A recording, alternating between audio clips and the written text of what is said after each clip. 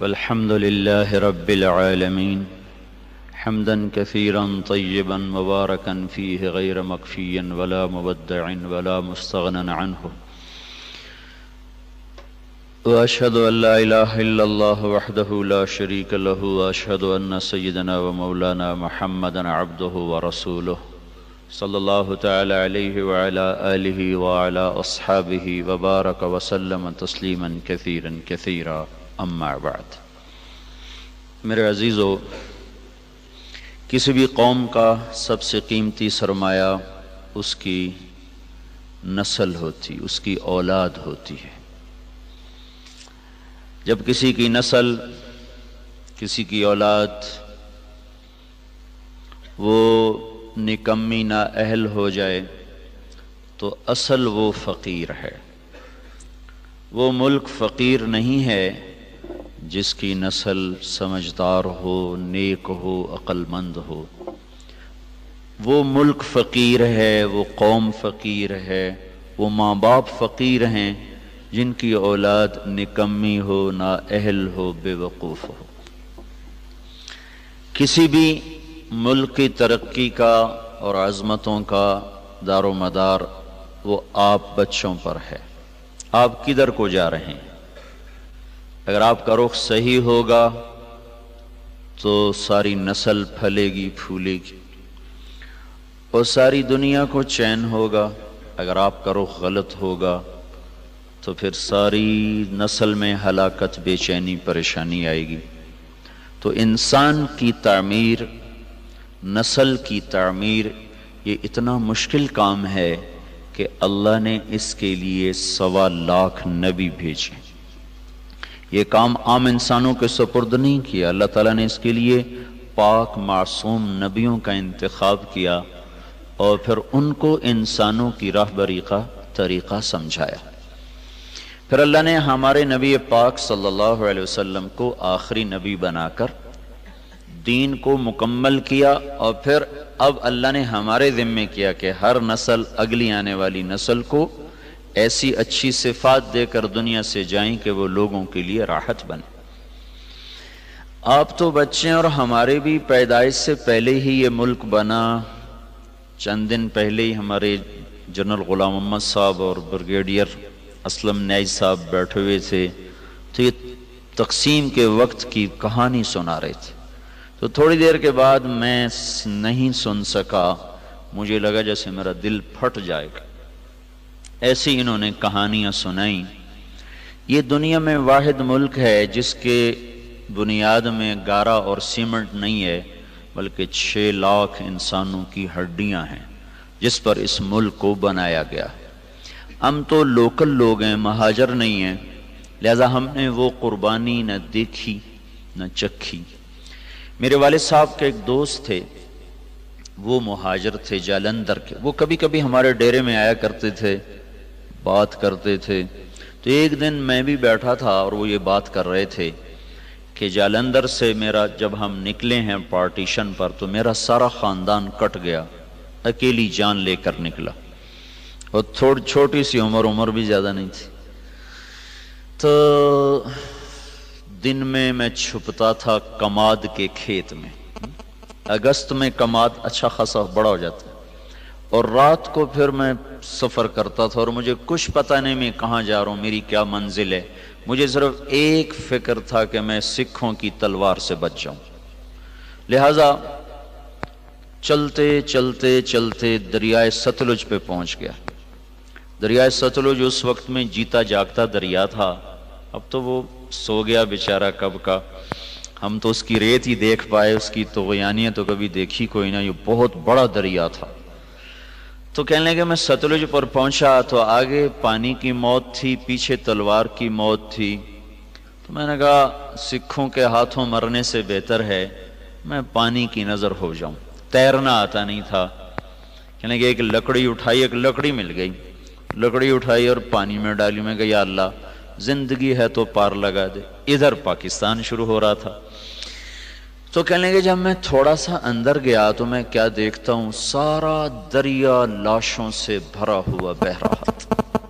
لاش کے ساتھ لاش ایسے ملی ہوئی تھی، معصوم بچے، حسین نوجوان، خوبصورت بیٹیاں، بوڑھی مائیں، بوڑھے باپ ایسے جا رہے تھے، اگرچہ وہ منزل کو پہنچ چکے تھے کہ انہوں نے اللہ کے نام پہ قربانی دی، لیکن ہماری نظر میں وہ ایسی منزل کے راہی تھے جس کا آگے پتہ ہی کوئی نہیں ہے۔ ستلج کی لہریں ان کا کفن بن رہی تھیں اور ستلج کی تہ ان کی قبر بن رہی تھی۔ یہی کچھ راوی میں ہو رہا تھا، یہی کچھ چناب میں ہو رہا تھا۔ یہ تین دریا ہندوستان سے آتے تھے، ان تینوں میں یہ بہہ رہی تھی۔ اپنی تاریخ پڑھتے رہنا چاہیے، اس سے پتہ چلتا ہے ہماری ابتدا کیا ہے اور ہم نے جانا کہاں ہے۔ بدقسمتی ایسی ہوئی میرے عزیزوں کہ اس ملک کو نا اتنی اللہ نے دولت سے نوازا ہے کہ آپ اور ہم اندازہ ہی نہیں کر سکتے۔ میں مکہ میں تھا، مجھے ایک جیولوجسٹ ملا، وہ کہنے لگا میں اپنے علم کی بنیاد پر کہتا ہوں کہ پاکستان جیسی زمین پوری دنیا میں کسی کے پاس کوئی نہیں۔ اس کو صرف ایک کینسر لگا، وہ بددیانتی کا، خیانت کا، چور بازاری کا اس کو کینسر لگا۔ اگر یہ اس ملک میں نہ ہوتا تو یہ دنیا میں جنت کا ٹکڑا ہوتا۔ اور اس ملک کو میرے عزیزوں جو لوٹا ہے نا، وہ ان پڑھوں نے نہیں لوٹا، زمینداروں نے، تاجروں نے نہیں لوٹا، بڑے ہائی کلاس پڑھے لکھے لوگوں نے اس کو لوٹا ہے، چونکہ وہ انہوں نے ڈگریاں تو حاصل کی پر انسانیت نہ سیکھ پائے۔ تو اتنی بڑی قربانیاں ہوئیں اور ہم تو میرے عزیزوں کانٹے ہی چننے والے رہ گئے۔ بہار دیکھی نہیں اس ملک نے، چند مخلص لوگ نہ ہوتے تو اب تک یہ ملک بک چکا ہوتا یا ہندوستان کے قبضے میں جا چکا ہوتا۔ کہیں کہیں چراغ اب بھی جل رہے ہیں جن کی وجہ سے تھوڑی تھوڑی روشنی ہے، اور یہ قافلہ دھیمے دھیمے دھیرے دھیرے وہ رواں دواں ہے۔ اگر وہ بھی نہ ہوتے تو اس ملک کو تباہ ہونے میں کوئی کسر باقی نہ چھوڑی تھی بددیانت ٹولے نے اور ہائے ہائے ضمیر فروش ٹولے نے۔ اور بدقسمتی یہ ہے کہ وہ سارا انہی اسکولوں کالجوں سے نکلا ہوا ہے، وہ دیہاتوں سے نہیں، وہ بازاروں میں نہیں۔ ایک تاجر کتنا کو لوٹ لے گا؟ زمینداروں کو تو ویسے ہی لوٹنا نہیں آتا، ان کے پاس لوٹنے کی چیز ہی کوئی نہیں۔ چلو کسی نے کوئی دھینگا مشتی سے کوئی زمین دبا لی، دکان دبا لی، کوئی ہیرا پھیری کر لی، اس سے زیادہ کچھ نہیں۔ بڑا اچھا، یہ ساری بات۔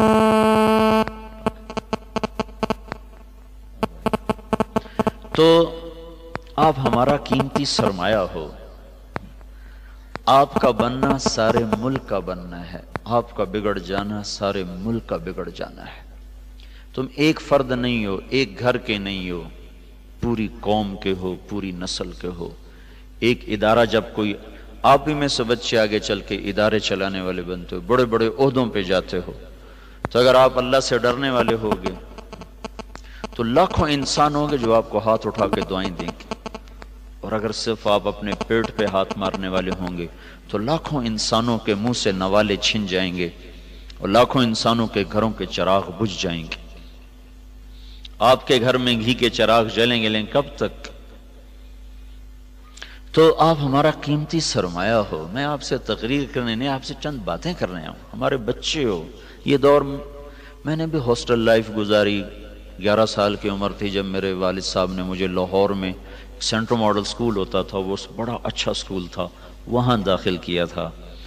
تو پہلے تو میں شوق میں چلا گیا، اور ہم تو ٹاٹ کے سکول سے ایک دم سینٹرل ماڈل سکول میں پہنچ گئے۔ وہ سمجھ ہی نہ آئے کہاں آ گئے، کہاں ہم ٹاٹ میں بیٹھنے والے، کہاں ایک دم ایسا سسٹم جیسے یہاں کا ہے۔ تو وہ ہم بڑے پریشان، یا اللہ یہ میں کہاں آ گیا۔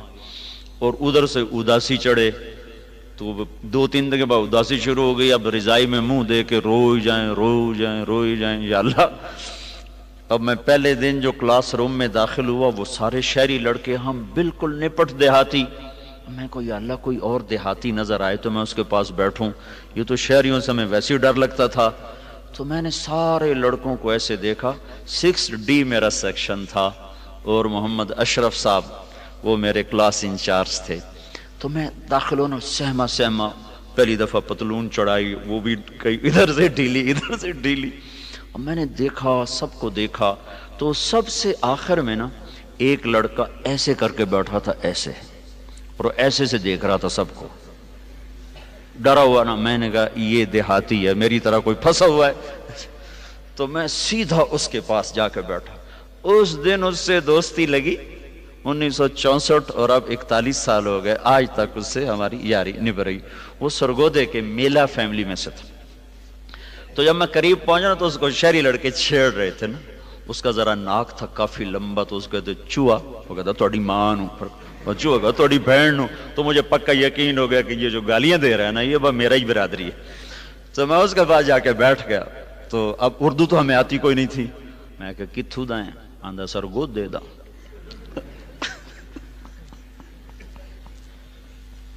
میں کہا لے آج تیری میری دوستی، میں بھی پھنسے یا تو بھی پھنسے، آج تو بعد آپ اکٹھے۔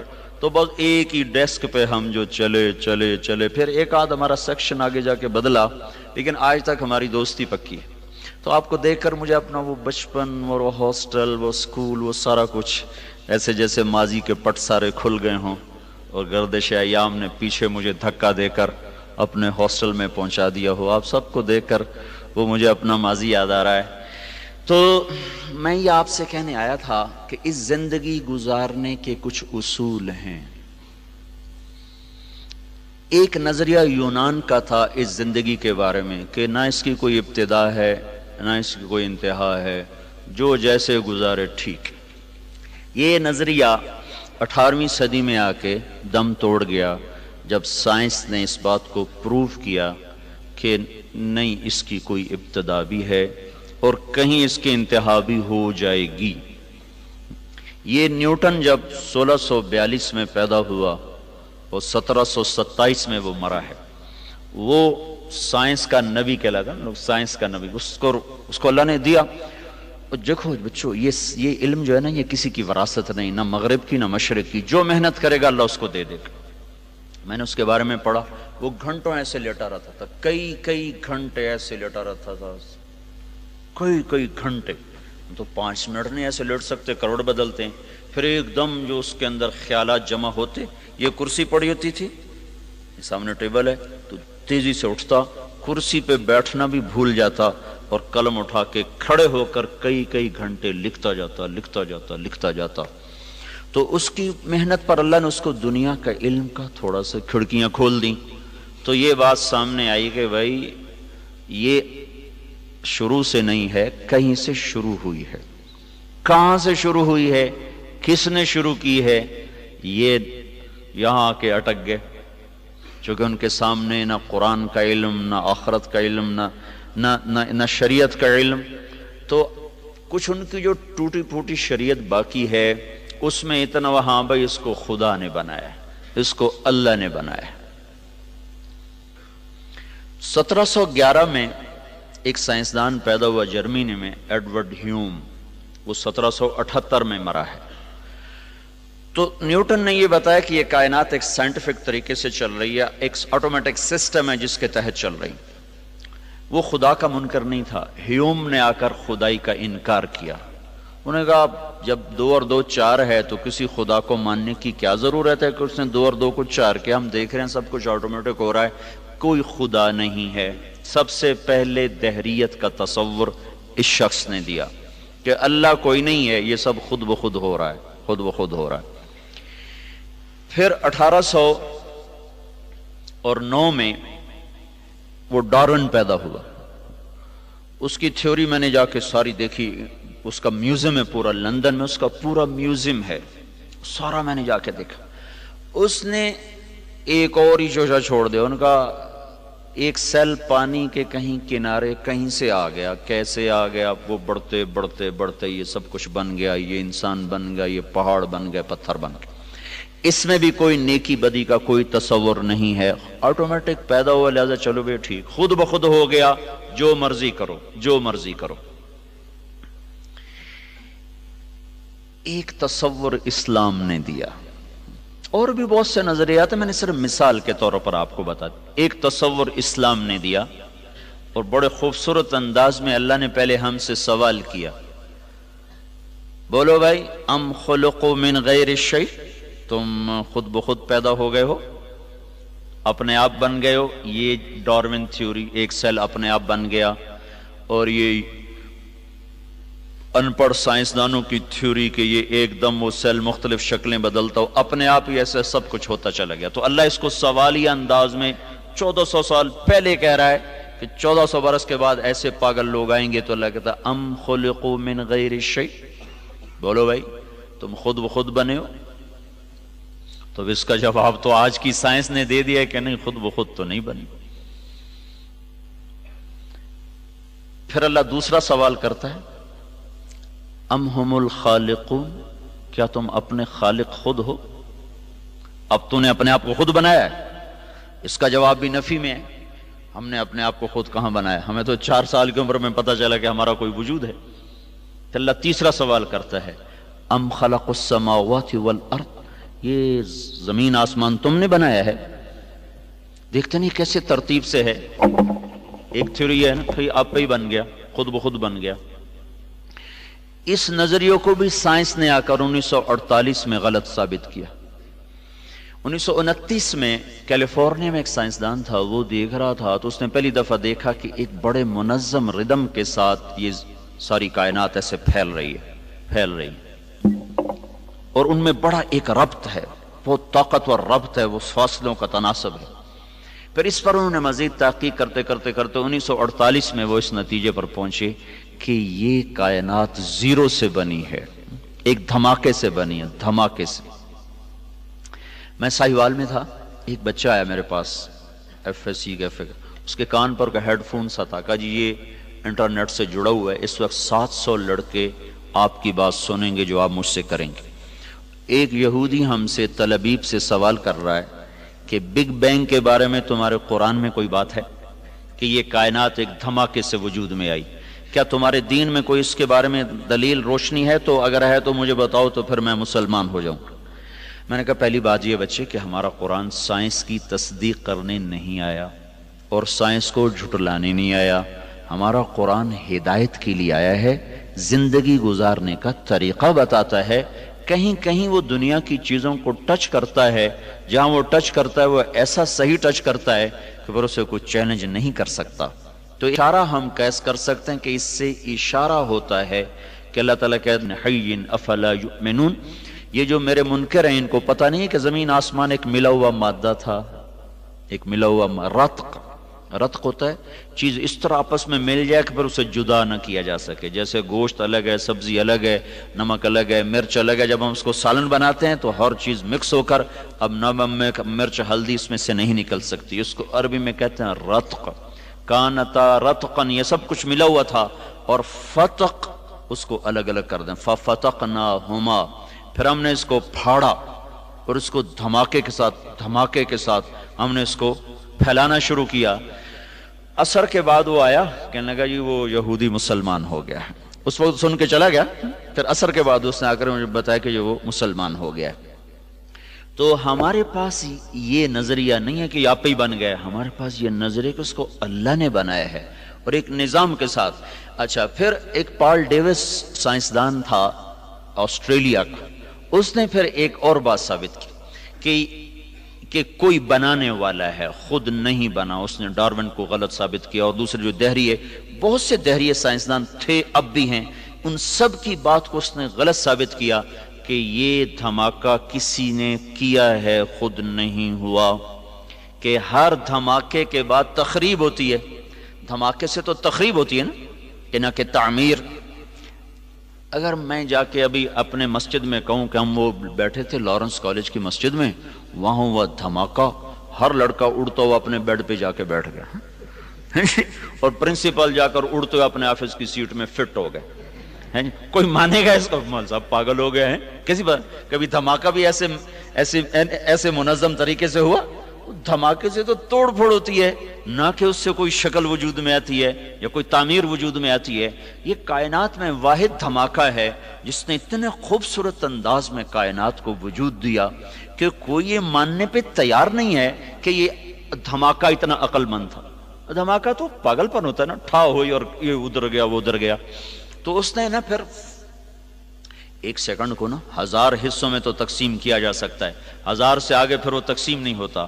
تو اس نے یہ بات پروو کی کہ اگر ہم فرضی طور پر 1 سیکنڈ کے 10 لاکھ کھرب حصے کر دیں، 10 لاکھ کھرب حصے، جب دھماکہ ہوا تھا تو 2 طاقتیں پیدا ہوئی تھی، ایک گریوٹی اور ایک رفتار۔ ایک رفتار پیدا ہو کہ دھماکے سے چیز پھیلتی ہے نا، ایک دم ابھرتی ہے، تو جب وہ تھا تو اس میں 2 طاقتیں پیدا ہوئیں، ایک کشش گریوٹی، ایک رفتار سپیڈ۔ اگر اس وقت سپیڈ زیادہ ہو جاتی تو یہ کائنات بکھر جاتی، اور اگر اس وقت کشش اور گریوٹی زیادہ ہو جاتی تو یہ کائنات پھر سمٹ کے پھر زیرو ہو جاتی۔ اس میں اگر 1 سیکنڈ کے 10 لاکھ کھرب حصے کیے جائیں اور 1/10 لاکھ کھرب سیکنڈ کے برابر اگر رفتار بڑھ جاتی تو کائنات بکھر جاتی، اور اگر گریوٹی بڑھ جاتی تو کائنات زیرو ہو جاتی۔ تو یہ کوئی کیسے تسلیم کرے کہ یہ آٹومیٹک ہو گیا، یہ خود بخود ہو گیا؟ کوئی تو ہے، کوئی تو ہے، اور وہ کون ہے؟ یہاں آ کے وہ اٹک جاتے ہیں۔ تو ہمارے یہ اس بچے سے بھی پوچھو تو کہے گا اللہ نے زمین بنائی، اللہ نے آسمان بنایا۔ تو اس کو اللہ نے یوں جواب دیا، ان ربکم اللہ الذی خلق السماوات والارض فی 6 ایام، تیرا اللہ ہے جس نے زمین آسمان 6 دن میں بنائے، ثم استوى علی العرش، پھر عرش پہ تخت بچھایا، یغشی اللیل النہار، پھر دن اور رات کا نظام چلایا، یطلبہ حثیثا، دن آگے چلتا ہے رات پیچھے چلتی ہے، اور پھر الشمس والقمر والنجوم مسخرات بامرہ، پھر اس نے سورج چاند ستاروں کو اپنے تابع کر دیا۔ تو ہمارے لیے ایک جواب آسان ہو گیا کہ سب کا بنانے والا اللہ ہے۔ پہاڑ کیسے بن گئے؟ کہ والجبال ارساہا، اللہ نے گاڑ دیے۔ پانی کیسے بن گیا؟ کہ اللہ تعالیٰ نے بنایا، فسالت اودیۃ بقدرہا۔ زمین کیسے بن گئی؟ والارض فرشناہا فنعم الماہدون، اللہ نے بنا دی۔ میٹھا پانی کہاں سے آیا؟ وہ بھی اللہ نے بنایا، ھذا عذب فرات سائغ شرابہ۔ کڑوا کس نے بنایا؟ کہ وہ بھی اللہ نے بنایا، وھذا ملح اجاج، یہ کڑوا بدبودار۔ اللہ نے کڑوے پانی کو نا بطور نعمت کے ذکر کیا کہ سمندروں کا پانی ہم نے کڑوا بنایا، دریاؤں کا پانی ہم نے میٹھا بنایا۔ یہ ہمارے لیے کیا مزہ ہے، یہ ہمارے لیے کیا نعمت ہے۔ اگر سمندر کے پانی میٹھے ہوتے تو یہ بدبودار ہو جاتے، اور ایک پانی کا تالاب گندا ہو جائے نا تو سارا گاؤں مصیبت میں آ جاتا ہے۔ 7 سمندر کا پانی گندا ہو جاتا اور بدبودار ہو جاتا تو ہمیں تو مری میں بیٹھنا ہی مشکل ہو جاتا۔ یہاں لوگ مر رہے ہوتے تو اللہ نے اس میں تیزاب پیدا کر دیا جو اس کی گندگی کو جلاتا رہتا ہے، جلاتا رہتا ہے، جلاتا رہتا ہے۔ پھر اس میں اللہ طوفان اٹھاتا ہے، موجیں اٹھاتا ہے، لہریں اٹھاتا ہے۔ کوئی تھوڑی بہت چیز بنے بھی صحیح تو پانی کی آپس کی طوفانی ٹکراؤ سے اللہ اس کو بھسم کر دیتا ہے۔ اب یہ نمک آتا کہاں سے ہے؟ اس میں نمک ہر وقت کہاں سے آتا رہتا ہے؟ اگر تو اللہ ہمارے ذمہ لگاتا، ہاں بھائی پانی کو کڑوا رکھو ورنہ یہ تمہیں تباہ کر دے گا، اس کی بدبو تمہیں برباد کر دے گی، تو پھر انشاءاللہ لارنس کالج والے سارے کھیوڑا کی کان کے آگے کھڑے ہوتے، ٹرک بھر رہے ہوتے، جی سب کی باریاں لگی ہوتی، ذمہ دار، تاجر۔ اللہ نے ہمیں اتنا نمک دیا، پوری دنیا میں اتنا نمک کسی کے پاس کوئی۔ تو اللہ نے کیا کیا؟ زمین کو تھوڑا سا جنوب کی طرف جھکا دیا اور ادھر سمندر کر دیے، اور پہاڑوں کو شمال کی طرف کر دیا، اوپر برف جما دی۔ پھر زمین کے جھکاؤ سے فائدہ اٹھاتے ہوئے اللہ پاک نے پانی کو جنوب کی طرف بہانا شروع کیا، پہاڑوں پہ برف پگھلی، وہ ندی نالوں میں بدلی، چشمے شامل ہوئے، جھرنے شامل ہوئے، آبشاریں شامل ہوئیں، وہ پانی ایک طاقت کے ساتھ پتھروں سے ٹکراتا ہوا اور بل کھاتا ہوا ایک حسن بھی اللہ نے بنا دیا، خوبصورتی بھی بنا دی۔ لوگ ناران کی جھیل دیکھنے جا رہے ہیں، حالانکہ اتنا سفر، مصیبت خانے، پتھر، پہاڑ، ٹکریں، پھر بھی جا رہے ہیں۔ وہاں سے یہ پانی جب میدان میں آتا ہے تو زمین میں نمک ہے، تو یہ پانی کیا کرتا ہے؟ زمین کی رگوں سے نمک کو کھینچتا ہے، اور پورے ٹرالے بن کر ٹنوں ٹن دنیا کے سارے دریا نمک سمندر میں پھینک رہے ہیں۔ روزانہ کروڑوں اربوں ٹن اللہ ہی جانے پانی سمندر میں نمک کو پھینکتا رہتا ہے۔ سمندر کڑوے رہتے ہیں اور ہم مزے میں رہتے ہیں۔ اگر یہ میٹھے ہو جاتے ہم برباد ہو جاتے۔ سارے شہر کا پانی کڑوا ہو، جہاں سے نہر گزر رہی ہے وہاں نل کا کھودو پانی میٹھا ہوگا۔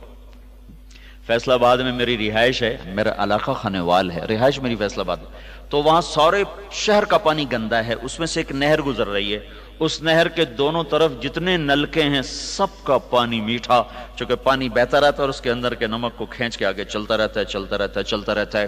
تو یہ ہمیں اللہ تعالیٰ نے جواب دیا، ام خلقوا من غیر شیء، کیوں بھائی آپ ہی بن گئے خود بخود؟ اگر خود بخود بنے تو جاؤ جو کرنا ہے مرضی کرو۔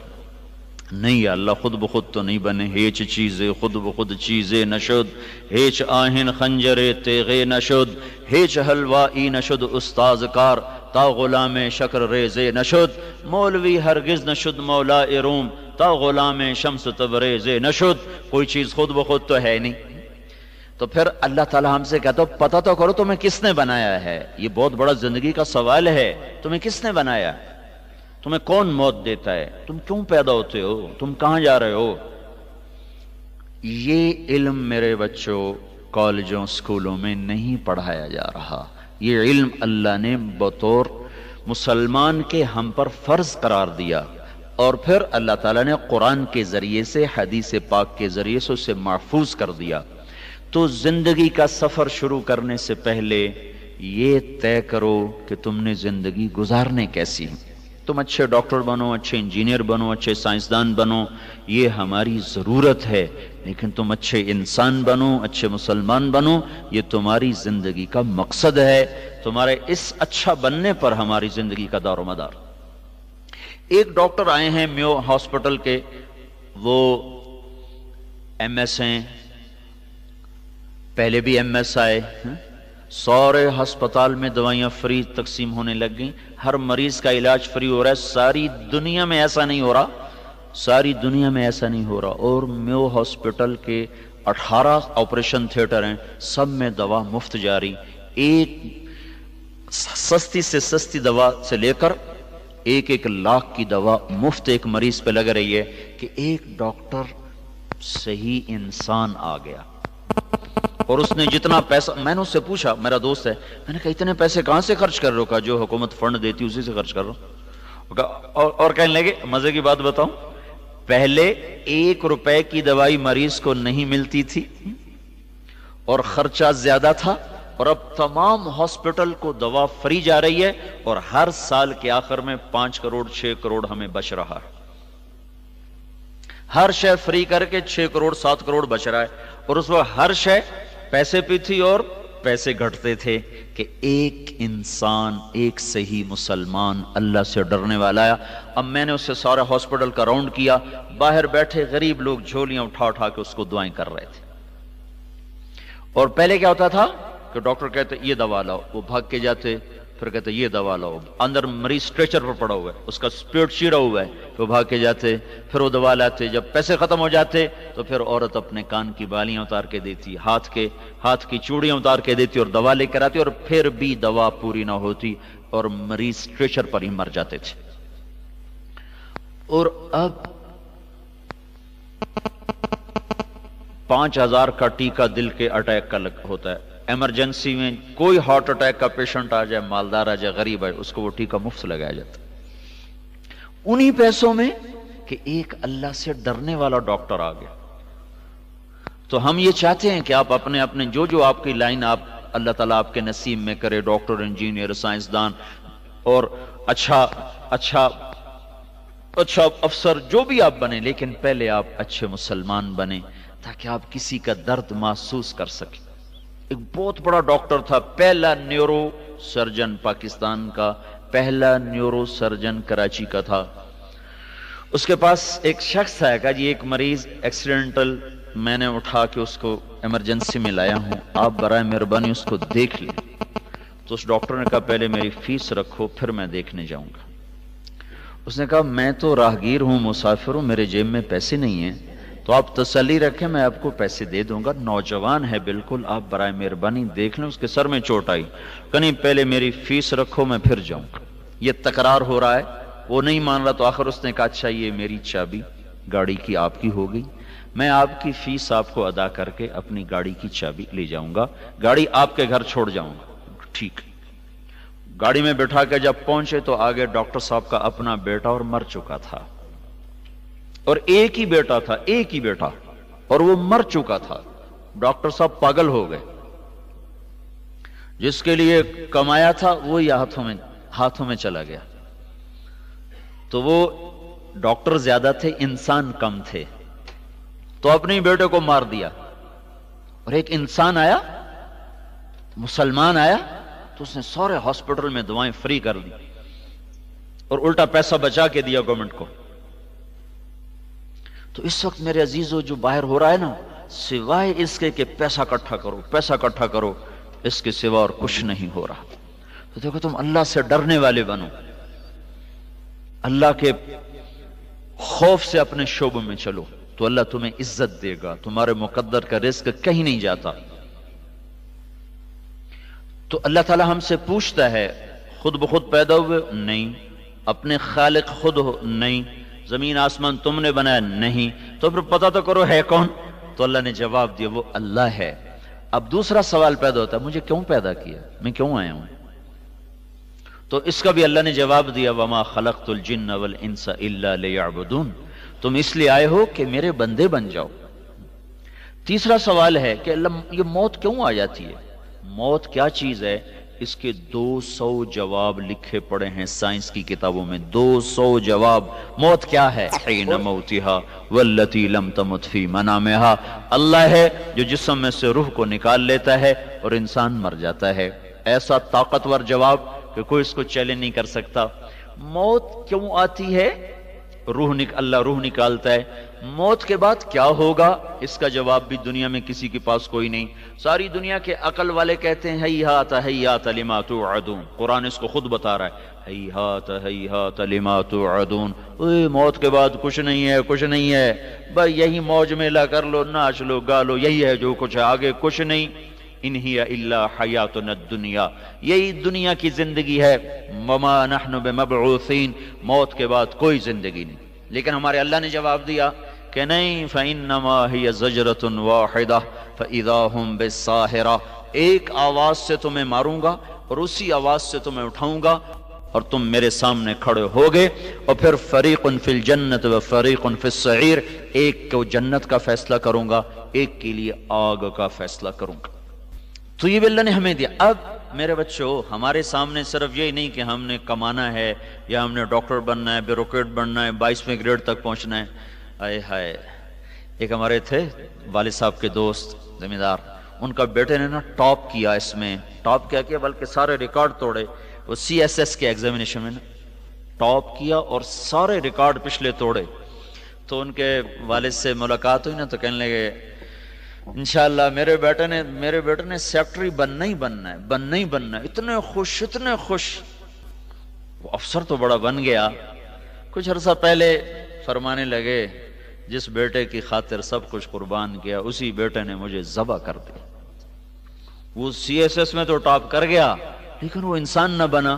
تو باپ پر اور ماں پر وہ چڑھائیاں کی کہ ماں باپ 8 آنسو روئے کہ بیٹا اس سے تو اچھا تھا تو ان پڑھ رہتا، ہماری خدمت تو کرتا. تجھے پڑھا کے ہم نے کیا پایا؟ تو میرے عزیزو، ہمیں ایک راستے پر چلنا ہے. اس سے دائیں بائیں ہم نہیں ہو سکتے، جس کو اللہ نے اسلام کا نام دیا ہے، جس کے چلنے سے آگے جا کر اللہ تعالی ہمیں آخرت میں جنت دے گا، دنیا میں خوبصورت اور بہترین زندگی دے گا. اس کے کچھ آداب ہیں جس کو ہم سیکھیں گے تو ہم اچھے انسان بھی بنیں گے، اچھے افسر بھی بنیں گے. سلطان محمود غزنوی، دنیا میں 4 بڑے بادشاہ گزرے ہیں، 4 بڑے بادشاہ. ٹاپ لسٹ پر ہے چنگیز خان، اس کے بعد ہے محمود غزنوی، اس کے بعد ہے سکندر یونانی، اور اس کے بعد ہے تیمور لنگ. اس میں 2 مسلمان ہیں، 2 کافر ہیں. سکندر یونانی تو عیسیٰ علیہ السلام سے بھی پہلے تھا. تو 355 قبل مسیح اس کا انتقال ہوا، اور صرف 33 برس کی عمر میں وہ 13 جون 353 قبل مسیح بابل میں وہ ملیریا بخار میں مر گیا. ساری دنیا میں ظلم کر کے کھوپڑیاں کھڑی کر دیں، اور اللہ نے جو پکڑا 33 سال کی عمر، کہنے لگا ہے کوئی مجھ سے میری ساری سلطنت لے لے اور مجھے یونان پہنچنے کی مہلت دے دے، لیکن وہ راستے میں مر گیا۔ اس کا بیٹا ملتان میں قتل ہو گیا تھا، ملتان کی لڑائی میں اس نے ملتان فتح، اس کا ایک ہی بیٹا تھا، وہ یہاں قتل ہوا، اس کی سلطنت 3 سرداروں میں تقسیم ہو کر زیر و زبر ہو گئی۔ چنگیز خان نے حکومت کی بنیاد رکھی، بڑی طاقتور، لیکن 40 سال کے بعد اس کی ساری نسل مسلمان ہو گئی۔ محمود غزنوی نے 34 برس حکومت کی اور دنیا میں نمبر 2 وہ بادشاہ ہے فاتح کے لحاظ سے، 34 برس حکومت کی، سلطان کا لقب پایا، نہ وہ کسی مسجد کا امام تھا، نہ کسی وہ خانقاہ میں پیر تھا، نہ کسی گدی نشین تھا، نہ وہ کسی کونے میں بیٹھ کے اللہ اللہ کرنے والا تھا۔ 34 سال دنیا پر حکومت کی۔ 1974 میں غزنی میں زلزلہ آیا، اس کی قبر پھٹ گئی، اس کی قبر کو ریپر کرنے کے لیے اس کو صاف کیا تو کیا دیکھا؟ تابوت صحیح سلامت پڑا ہوا ہے۔ تابوت کو کھولا تو کیا دیکھا؟ سلطان محمود ایسے قبر میں پڑا ہے جیسے آج کسی نے قبر میں رکھا ہو۔ قبر صرف شہید کو چھوڑتی ہے، بس شہید یا نبی، اس کے بعد جس کو اللہ چاہے، ورنہ نیک سے نیک کی ہڈیاں گل جاتی ہیں۔ سلطان محمود شہید بھی نہیں ہوا، نبی بھی کوئی نہیں ہے، 34 سال کا حکمران ہے، کیا عمل کر کے گیا کہ 1000 برس کے باوجود قبر کی مٹی اس کو ہاتھ نہیں لگا سکی۔ اور ایک فرینچ انہوں نے بلایا تھا ماہر کھولنے والا تابوت، تو اس نے جب دیکھا نا تو وہ تو پلٹ کے پیچھے بے ہوش ہو گیا کہ سلطان محمود ایسے پڑے تھے کہ ان کا سیدھا ہاتھ دل پر رکھا ہوا تھا اور کفن یہاں تک آیا ہوا تھا، اور ایسے تھا جسم جیسے سویا ہوا آدمی ہوتا ہے، جدھر موڑو ادھر مڑ جاتا تھا۔ 34 برس کی حکومت کے بعد 1000 برس قبر میں زندگی گزار کر مٹی اس کو ہاتھ نہیں لگا سکی۔ تو میرے عزیزوں، میرے بچوں، تم اللہ کے نیک بندے بن کے زندگی گزارو، جو مقصد زندگی وَمَا خَلَقْتُ الْجِنَّ وَالْإِنسَ إِلَّا لِيَعْبُدُونَ، کہ اللہ بات تیرے بندے بن جائیں۔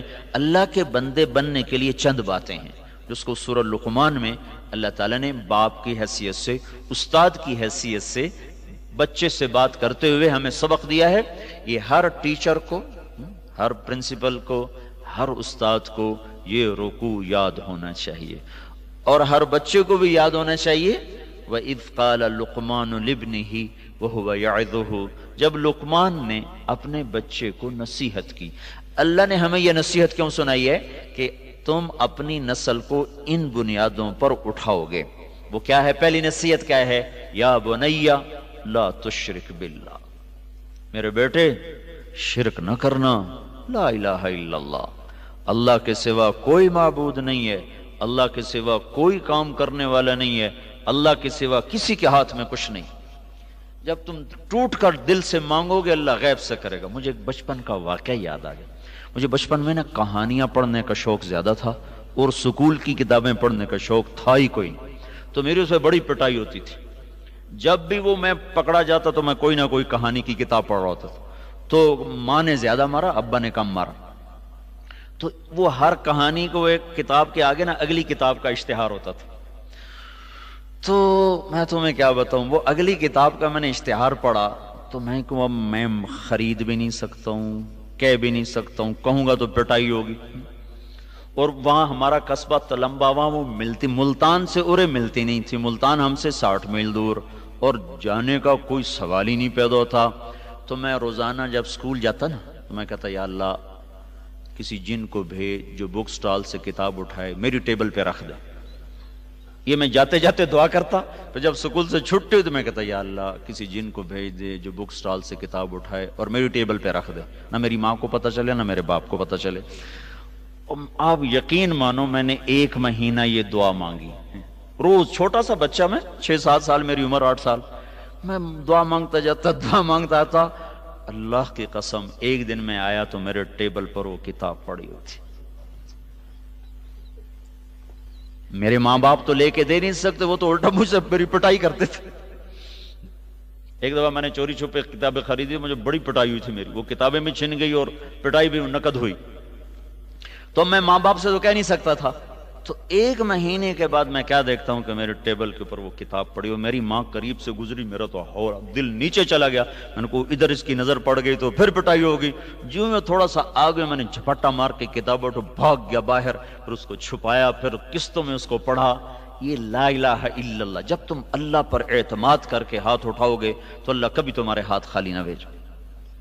اللہ میرے ساتھ ہے، اللہ میرے ساتھ ہے، یہ پہلا سبق ہے لا الہ الا اللہ، جو اللہ نے اپنے فضل سے دے دیا کہ ہم چھوٹے چھوٹے تھے، ہماری ماں نے ہمیں لا الہ الا اللہ سکھانا شروع کیا، اللہ سکھانا شروع کیا۔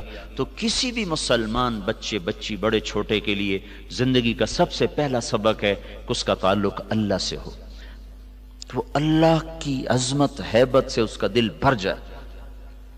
دوسرا سو اللہ کے بعد کس کا حق بنتا ہے؟ تو اللہ نے کہا وَوَصَّيْنَا الْإِنسَانَ بِوَالِدَيْهِ، کہ ہم نے تمہیں نا تمہارے ماں باپ کے بارے میں خاص طور پر نصیحت کی ہے، ذکر کیا ماں باپ کا، اور آگے تفصیل میں گئے، ماں کو صرف ذکر کیا، حملتہ امہ وہنا علی وہن، تیری ماں نے تجھے اٹھایا بڑے دردوں کے ساتھ، یہ وہن علی وہن، دردوں کے ساتھ، لیکن عربی زبان بڑی خوبصورت ہے، یہ ترجمے سے اس کی اصل تعبیر سامنے نہیں آتی، اس کا اللہ تعالیٰ کیوں کہہ رہا ہے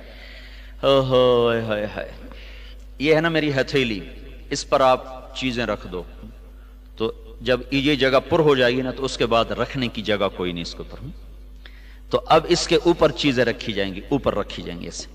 تو اللہ تعالیٰ یہ کہہ رہا ہے اپنے ماں باپ کی خاص طور پر خدمت کرو، اور خاص طور پر ماں کی، کیوں کہ تیری ماں نے تجھے اٹھایا دردوں پر درد رکھتے ہوئے، اس کا سارا بدن جب دردوں سے بھر گیا، اور ابھی درد آ رہے ہیں، وہ تو ختم نہیں ہوئے، 9 مہینے کے درد چل رہے ہیں، تو جب اس کے بدن کا رواں رواں، رونگٹا رونگٹا، بال بال دردوں سے بھر گیا، تو پھر اوپر درد کی تہ لگتی گئی، اور 2.5 سال تیرے دودھ چھڑانے تک اس نے یہ درد سہے۔ لہذا دیکھو خبردار اپنی ماں باپ کے آگے چوں بھی نہ کرنا، لا تقل لہما اف، ان کے آگے اف بھی نہ کر۔ اتنے خوبصورت انداز میں اللہ نے ماں باپ کا حق سمجھایا ہے، انشکر لی ولوالدیک، میرے آپ بچے ہو، میں تمہیں عربی سمجھا نہیں سکتا ہوں، انشکر لی ولوالدیک، اللہ اس میں کتنی طاقت سے کہہ رہا ہے، ایک ہی بریکٹ میں اللہ اپنے آپ کو اور ماں باپ کو لا رہا ہے کہ میرا اور اپنے ماں باپ کا شکر گزار بن۔ اب میری اور آپ کی، میری بھی بدقسمتی رہی کہ میں 11 سال کی عمر میں ماں باپ سے جدا ہو گیا، اور آپ کی بھی یہ ایک بدقسمتی بھی ہے کہ آپ ماں باپ کی سے دور ہو، ان کی خدمت سے دور ہو، چھٹیوں میں یہ ساری کسر پوری کیا کرو۔ ایک آدمی آیا، کہا یا رسول اللہ میں نے اپنی ماں کو کندھے پہ بٹھا کے حج کرایا ہے، کبھی اللہ آپ کو حج پہ لے جائے گا تو آپ دیکھنا کتنا مشکل سفر ہے، اب تو سڑکیں ہیں پھر بھی مشکل ہے، کوئی 16 میل بنتا ہے مکہ سے جو مینا کا وہ جو عرفات ہے، وہ قسطوں میں چونک کے جاتے ہیں، 15-16 میل کا سفر ہے، اور وہ پہاڑ تھے، کہ میں نے اپنی ماں کو کندھے پہ اٹھایا، حج کرایا، طواف کرایا، اب میں نے اپنی ماں کا حق ادا کر دیا۔ تو ہمارے نبی نے فرمایا تو نے ابھی ماں کا جو دودھ پیا تھا نا 2 سال، اس میں سے ابھی 1 گھونٹ کا حق بھی ادا نہیں کیا، 1 گھونٹ۔ اور اس سے بھی بڑی بات بتاؤں، عبید اللہ بن عمیر کے پاس ایک شخص آیا، کہا جی میں نے اپنی ماں کو خراسان سے اٹھایا، خراسان ہی افغانستان میں ہے، اور یہاں سے میں اس کو لے کے چلا ہوں، میں نے اس کو حج کروایا، اور کندھے پہ ہی لے کے چلا ہوں سارے سفر میں، تو کیا اب میں نے اپنی ماں کا حق ادا کر دیا؟ تو انہوں نے ارشاد فرمایا ابھی 1 گھونٹ دودھ کا حق ادا نہیں ہوا۔ اور عبداللہ بن عمر طواف کر رہے تھے، ایک بدو طواف کر کے نا اپنی ماں کو کندھے پہ بٹھا کے طواف کر رہا تھا، تو جب طواف ختم ہونے لگا تو اس نے ماں کو ایسے، کیا اماں تیرا حق ادا ہو گیا، تیرا حق ادا ہو گیا؟ تو عبداللہ بن عمر نے فرمایا تیری ماں نے تجھے تھک تھک کر جو ہزاروں نہیں کروڑوں لمبے لمبے سانس لیے تھے نا، ابھی اس میں سے 1 سانس کا بھی حق ادا نہیں ہوا۔ جو ماں باپ کا حق نہیں پہچانتا وہ کبھی دنیا میں کامیاب نہیں ہو سکتا۔ اور میرے بچوں، ماں باپ کے بعد دوسرا باپ استاد ہوتا ہے، باپ کے بعد دوسرا جو باپ ہے وہ استاد ہوتا ہے۔ جو استاد کے آگے سر جھکائے گا اللہ اس کو اس کے علم میں نفع عطا کرے گا۔ تو اللہ تعالیٰ نے دوسری چیز جو بطور انسان مسلمان اور اچھا کامیاب انسان ہونے کے ہمیں دی ہے، وہ ماں باپ کی خدمت اور ماں باپ کی اطاعت دی ہے۔ موسیٰ علیہ السلام نے ایک دفعہ اللہ تعالیٰ سے کہا یا اللہ میرا جنت کا ساتھی کون ہے؟ تو اللہ تعالیٰ نے کہا وہ فلانا قصائی نا گوشت بیچنے والا۔ تو موسیٰ علیہ السلام بڑے حیران ہوئے، قصائی میرا ساتھی کیسے بنا دیا؟ وہ اللہ تعالیٰ کہتے ہیں بھئی فلاں مجاہد، فلاں غازی اور فلاں عالم، فلاں پیر، فلاں بزرگ تیرا جنت کا کہنے کسائی، کسائی تو ویسے ہی آپ کو پتا چھری ہر وقت ان کے ہاتھ میں ہوتی، ان کا ویسے ہی دل سخت ہو جاتا۔ تو موسیٰ علیہ السلام دیکھنے چلے گئے، میں دیکھوں تو وہ کون سا کسائی ہے جو جنت میں میرا ساتھی بن گیا ہے۔ تو دیکھا ایک کسائی ایسے بیٹھا چوکڑی مار کے اپنا گوشت کاٹ رہا ہے، بیچ رہا ہے، دیکھتے رہے۔ جب وہ اس کا گوشت ختم ہو گیا نا تو اس نے ٹکڑا اٹھایا ایک گوشت کا اور تھیلے میں ڈال کے چل دیا۔ تو موسیٰ علیہ السلام کہنے لگے میں تیرے ساتھ آ سکتا ہوں؟ اس کو نہیں پتا یہ موسیٰ ہیں، کہنے لگا آ جاؤ۔ وہ گھر گیا، اس نے جا کے وہ گوشت کی بوٹیاں بنائیں، پھر ہانڈی پہ چڑھایا اور ادھر آٹا گوندنا شروع کیا۔ پھر آٹا گوندنے کے بعد رکھ دیا، وہ تھوڑا سا نرم ہونے میں اس کے لیے چھوڑ دیا، پھر ہانڈی پہ آ گیا، اس کو پکایا، اتنے میں آٹا نرم ہو گیا تو اس نے اس کی روٹیاں پکائیں، پھر اس کو پلیٹ میں سجایا، تھالی میں سجایا، اور ٹرے اٹھا کر ایک بوڑھی عورت ایسے لیٹی پڑی تو اس نے اٹھا کے کندھا دیا اور نوالے بنا کے اس کو کھلاتا رہا۔ پھر جب اس نے کھا لیا تو اس نے اس کا منہ صاف کیا، تو اس نے کچھ کہا، عورت نے کچھ کہا، اس نے ہٹا دیا۔ موسیٰ علیہ السلام نے کہا یہ کون ہے؟ کہا جی میری ماں ہے، بہت ضعیف ہو گئی ہے، میں صبح جب جاتا ہوں ساری اس کی خدمت کر کے جاتا ہوں، پھر اپنے کام پہ جاتا ہوں، شام کو جب واپس آتا ہوں پہلے اس کو کھانا کھلاتا ہوں، اس کے بعد اب میں اپنے بچوں کو کھانا کھلاؤں گا، دیکھوں گا۔ تو موسیٰ علیہ السلام نے کہا یہ کیا کہہ رہی تھی جب تو منہ صاف کر رہا تھا، لٹا رہا تھا، یہ کچھ کہہ رہی تھی؟ وہ کہنے لگا جی یہ پاگل ماں ہے، جب بھی میں اس کی خدمت کرتا ہوں شروع ہو جاتی اللہ تعالیٰ تجھے جنت میں موسیٰ کا ساتھی بنائے۔ میں کہاں اور موسیٰ کہاں ہیں، میں کتھے تھے موسیٰ کتھے ہیں؟ تو موسیٰ علیہ السلام نے کہا نہیں، تیری ماں نے تیرا کام بنا دیا ہے، میں ہی موسیٰ ہوں، تجھے دیکھنے آیا ہوں۔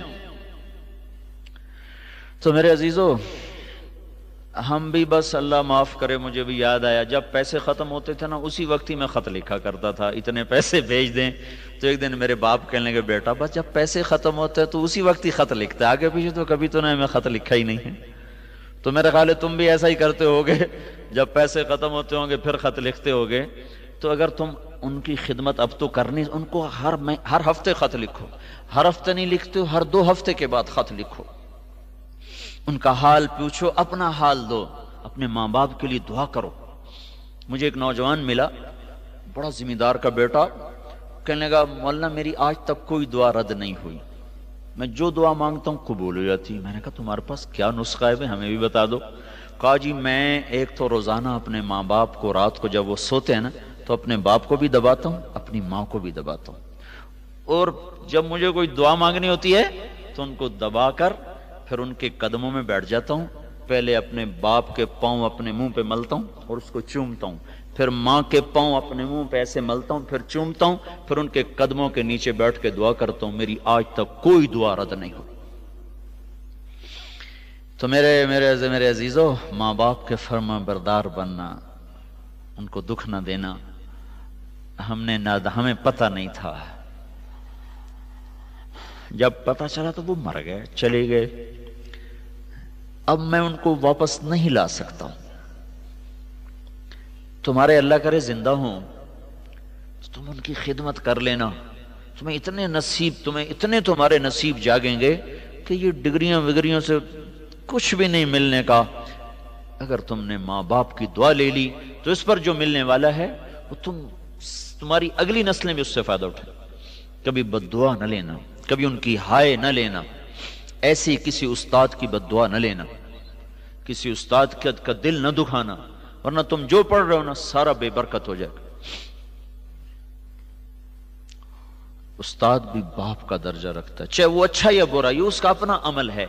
تمہارا استاد ہے بس سر جھکا دو، تو اللہ تمہیں جو اس سے پڑھ رہے ہو نا اس کی حقائق تک اللہ تعالیٰ تمہیں پہنچائے گا۔ حضرت علی فرمایا کرتے تھے جو مجھے ایک حرف سکھا دے میں اس کا غلام، چاہے مجھے بازار میں بیچ دے۔ تیسری ہماری جو بنیاد ہے وہ ہے یا بنی انہا ان تق مثقال حبۃ من خردل فتکن فی صخرۃ او فی السماوات او فی الارض یأت بها اللہ ان اللہ لطیف خبیر۔ یہ احساس بیدار کرنا کہ بیٹا اللہ تجھے دیکھ رہا ہے، یہ ایک تیسری چیز ہے جو ایک مسلمان بچے کے لحاظ سے ہمیں اس کا سیکھنا فرض ہے کہ میرا اللہ مجھے دیکھ رہا ہے۔ لقمان علیہ السلام کہہ رہے ہیں میرا بیٹا دیکھو، تم ایک دانے کے برابر، دانے کے برابر گناہ کرو گے یا نیکی کرو گے، وہ کہیں چھپ کر کرو گے پہاڑ کے اندر یا زمین کے اندر یا ہواؤں میں گم ہو کر کرو گے نا، تو تیرا اللہ تیرے ساتھ ساتھ ہے، تجھے دیکھ رہا ہے، تو جہاں بھی کرے گا اللہ تیرے ساتھ ہے، تیری نیکی ہے تو وہ بھی تیرے سامنے کرے گا، تیری برائی ہے تو وہ بھی تیرے سامنے کرے گا۔ یہ تصور کہ میرا اللہ مجھے دیکھ رہا ہے، یہ آپ کو بڑے بڑے گناہوں سے بچا دے اور بڑے بڑے غلط کاموں سے آپ کا قلم رک جائے گا کہ نہیں نہیں نہیں نہیں، یہ نہیں ہو سکتا، میرا اللہ مجھے دیکھ رہا ہے، میرا اللہ میرے ساتھ ہے۔ یہ تصور بڑے بڑے گناہوں سے انسان کو روکتا ہے۔ حبیب بن عمیر ایک بڑے عرب شاہ سوار تھے، وہ روم کی قید میں آ گئے، بڑے خوبصورت، تو ان کو رومیوں نے کہا تو عیسائی ہو جا تو ہم تیری زندگی بھی بخش دیں گے، بڑی جاگیر دیں گے۔ وہ کہنے لگے یہ نہیں ہو سکتا، تو انہوں نے کیا کیا، ایک ان کو کمرے میں نا ایک گھر میں ان کو بند کر دیا اور ایک رومن خوبصورت لڑکی کو اس کے ساتھ چھوڑ دیا اور اس کا شراب بھی رکھ دی، کھانا بھی رکھ دیا، اور اس لڑکی سے کہا کہ اس کو برائی پہ تم نے آمادہ کرنا ہے، جس وقت اس نے منہ کالا کر لیا پھر یہ شراب بھی پیے گا اور پھر یہ ہمارا غلام بھی بنے گا۔ 3 دن 3 راتیں وہ لڑکی ان کو دعوت دیتی رہی اور ان کی نظر یہاں سے اوپر نہ اٹھی، یہاں سے اوپر نہ اٹھی۔ جب نظر خراب نہ ہو تو دنیا کی کوئی طاقت اس دل کو خراب نہیں کر سکتی، جب نظر خراب ہو جاتی ہے پھر دل خراب ہو جاتا ہے۔ تو 3 دن کے بعد کہنے لگی تو کیا بلا ہے، نہ کھاتا ہے نہ پیتا ہے نہ دیکھتا ہے، تمہیں کیا چیز روک رہی ہے؟ وہ کہنے لگے میرا اللہ مجھے دیکھ رہا ہے، مجھے یہی چیز روک رہی۔ تو اس نے کہا تو ایسا عظیم انسان ہے کہ میں تجھے خود رہا کراؤں گا، میں تمہیں خود رہا کراؤں گا۔ تو اس نے رات کو آ کر دروازہ کھولا اور اس کو پیسے بھی دیے، کھانا بھی دیا کہ یہ ستارہ ہے، اس کو سیدھے ہاتھ پہ رکھنا اور چلتے رہنا، عراق پہنچ جاؤ گے۔ یہ وہ تصور ہے میرا اللہ مجھے دیکھ رہا ہے جس نے ان کو اس برائی سے روکا بند کمرے میں۔ چوتھی چیز کیا ہے؟ یا بنی اقم الصلاۃ، میرے بیٹے نماز پڑھنا۔ نماز مسلمان کی نشانی ہے۔ علماء نے لکھا ہے کہ کافر کے بعد سب سے بڑا متکبر بے نمازی ہے۔ آپ حیران ہوں گے یہ مول صاحب کیا کہہ رہے ہیں؟ کافر تو سب سے بڑا متکبر ہے جو اللہ کو مانتا ہی نہیں، کافر کے بعد سب سے بڑا متکبر بے نمازی ہے۔ ایک آپ کو مثال دو، یہ آپ کے پرنسپل صاحب آپ کے سامنے بیٹھے، لیکن بیٹا بات سنو، آپ ایسے بیٹھے رہو دیکھتے رہو، پھر ایک بیٹا بات سنو، آپ پھر نہ ہاں کرو نہ کرو، ایسے ان کو دیکھتے رہو، پھر چوتھی دفعہ بولیں بیٹا بات سنو، پھر بھی آپ جواب نہ دو، پھر آپ کو بولیں بیٹا بات سنو، پھر بھی آپ جواب نہ دو، تو یہ کتنی بڑی خطا ہے۔ اور استاد کا کیا تاثر بنے گا، کتنا بڑا متکبر بچہ ہے کہ میں استاد ہو کے بلا رہا ہوں، میری بات ہی نہیں سن رہا۔ یہ بات سمجھ میں آ رہی ہے؟ ذرا اس کو اسیس کرو کہ استاد آپ کو کہہ رہا ہو بیٹا ادھر آئیے اور آپ کہیں گے ہاں اور نہ بس ایسے ہی بیٹھے رہو۔ تو جب اللہ کہتا ہے حی علی الصلاۃ، بچوں آ جاؤ نماز کے لیے، اور تم کو جو مجھے فرصت نہیں ہے، میرا پیپر ہو رہا ہے، میرا کام زیادہ ہے، تو اللہ کی آواز پر نہ اٹھنے والا یہ دنیا کا سب سے بڑا متکبر ہے کافر کے بعد۔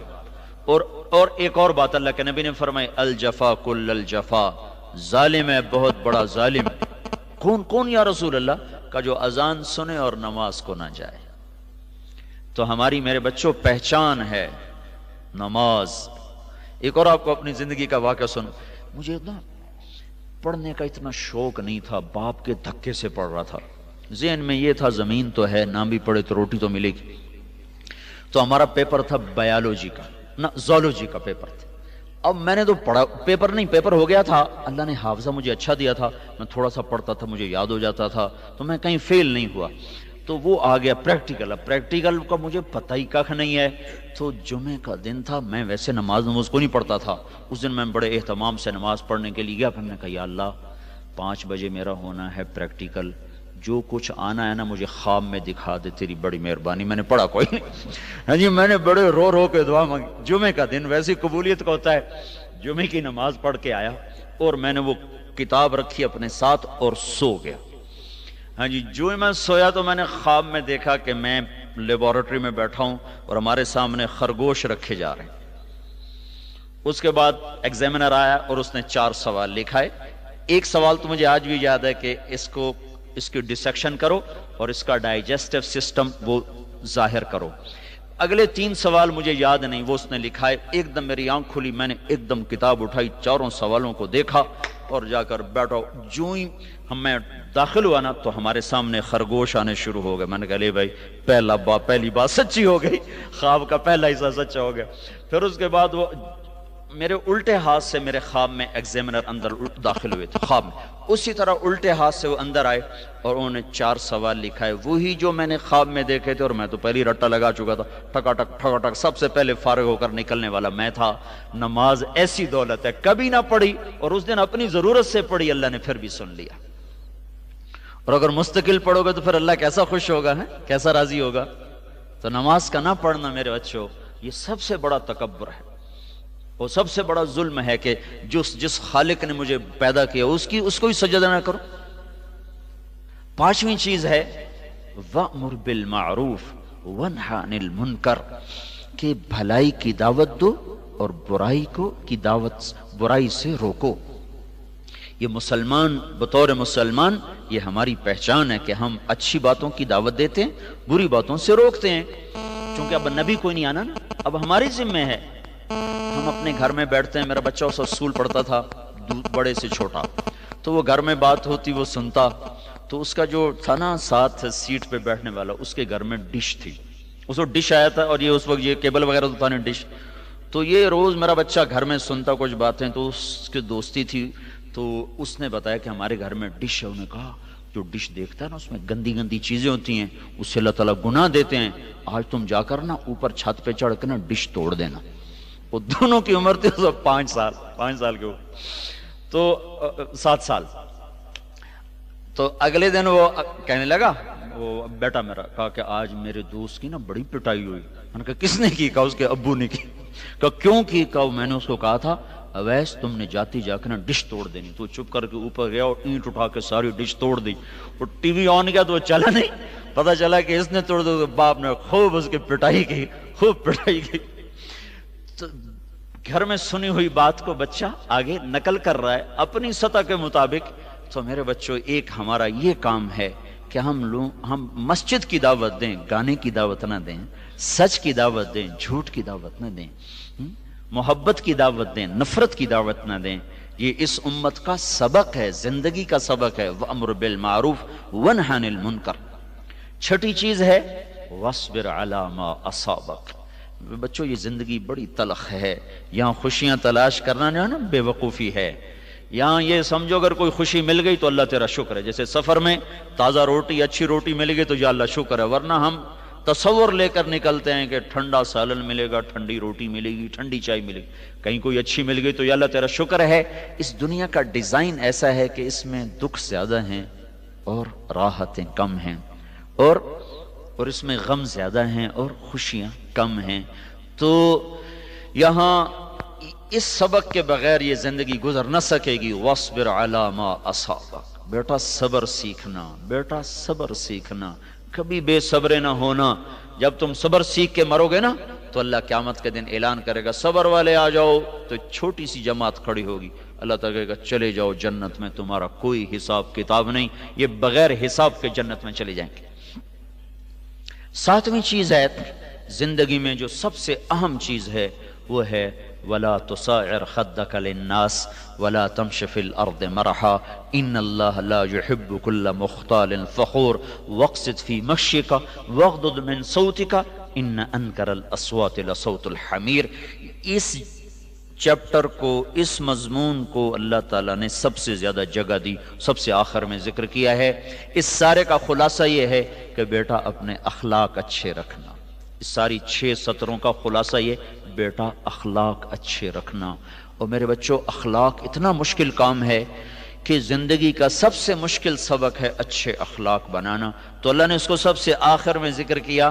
ہمارے استاد صاحب فرمایا کرتے تھے ہاں بھائی بچوں پیپر دیکھو، جو سب سے آسان سوال ہو پہلے اس کو کرو، پھر جو اس کے بعد پھر اس کو کرو. مشکل سوال کو سب سے آخر میں کرنا، کہیں ایسا نہ ہو کہ اس میں اٹک جاؤ اور سارا وقت گزر جائے. تو اخلاق کا کویسچن بڑا مشکل ہے. تو اللہ تعالیٰ نے 7 چیزیں پیش کی، سب سے آخر میں اس کو رکھا کہ میرے بیٹے بدتمیز نہ ہونا، وَلَا تُصَاعِرْ خَدَّكَ لِلنَّاسِ، بدتمیز نہ ہونا، اخلاق اچھے رکھنا۔ امام حسن اور حسین نے دیکھا ایک بابا جی وضو غلط کر رہے ہیں۔ اب ہمارا طریقہ یہ تھا، بابا جی غلط کر رہے ہو، ایسا نہیں کیا کرتے، ایک دم ٹوک دینا ہے۔ تو اب دونوں بچوں نے سوچا کہ بابا جی نے وضو بھی غلط کیا ہے، ان کو بتانا بھی ہے، اور ہم چھوٹے ہیں یہ بڑے ہیں، اب بتائیں گے تو ان کی بےزتی، نہ بتائیں گے تو یہ ہمیشہ ایسا کرتے رہیں گے۔ تو دونوں آ گئے کہ چاچا ہم دونوں بھائی آپس میں لڑ رہے ہیں، میں کہتا ہوں میرا وضو اچھا ہے، یہ کہتا ہے میرا وضو اچھا ہے، تو ہم دونوں آپ کے سامنے وضو کرتے ہیں، پھر آپ نے ہمیں بتانا ہے کہ ہم میں سے کس کا وضو اچھا ہے۔ یہ اخلاق ہے میرے بچوں، یہ اخلاق ہے۔ تو اب دونوں بچوں نے وضو کیا تو بابا جی کہنے لگے بیٹو تم دونوں کا ٹھیک ہے، میرا غلط ہے۔ تم دونوں کا ٹھیک ہے اور میں تم پہ قربان جاؤں، تم نے جس طرح مجھے سبق دیا ہے میں تم پہ قربان جاؤں، آل رسول ایسے ہی ہوتے۔ تو اپنے اخلاق اچھے رکھنا، کبھی کسی بڑے سے بدتمیز نہ ہونا، کبھی کسی نوکر سے بدتمیز نہ ہونا۔ آپ سارے کھاتے پیتے گھروں کے بچے ہو، کبھی کسی نوکر سے بدتمیز نہ ہونا۔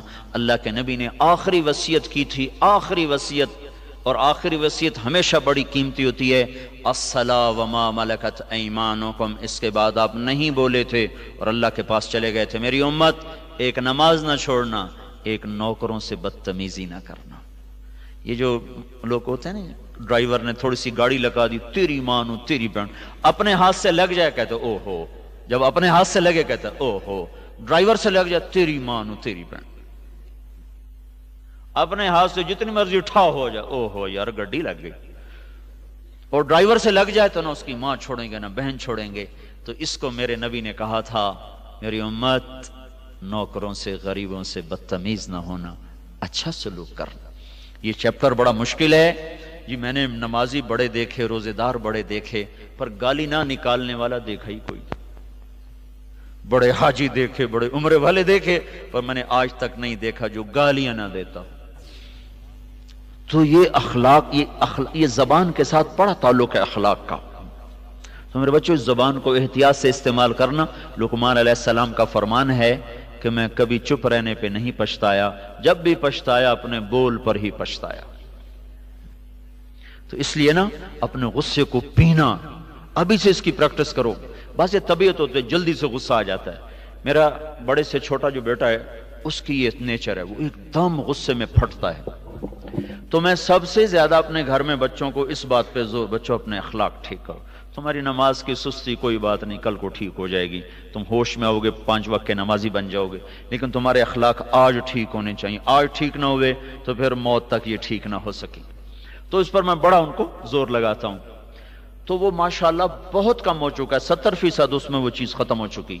تو شروع میں جب میں سمجھا کے تھک جاتا پھر وہ اسی پھٹ پڑتا، تو ایک دن میں نے کہا بیٹا میں تمہیں اتنا سمجھاتا ہوں پھر بھی جب تمہیں غصہ چڑھتا ہے تو تم کسی کو بھی نہیں دیکھتے، یہ کیوں کرتے ہو ایسا؟